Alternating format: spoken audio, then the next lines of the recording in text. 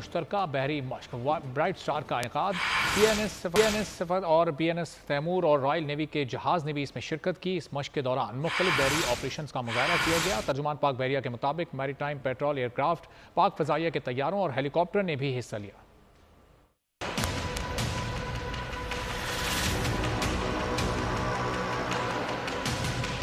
समंदरी सरहदों का दिफा मजीद मजबूत करने का अज़म, पाकिस्तान और बरतानिया की मुश्तरका बहरी मशक़ें। पाक बहरिया के PNS तैमूर और रॉयल नेवी के जहाज HMS लैंकेस्टर ने सलाहियतों का मुजाहिरा किया। तर्जुमान पाक बहरिया के मुताबिक मश्क में मैरीटाइम पेट्रोल एयरक्राफ्ट, पाक बहरिया के तैयारों ने भी हिस्सा लिया।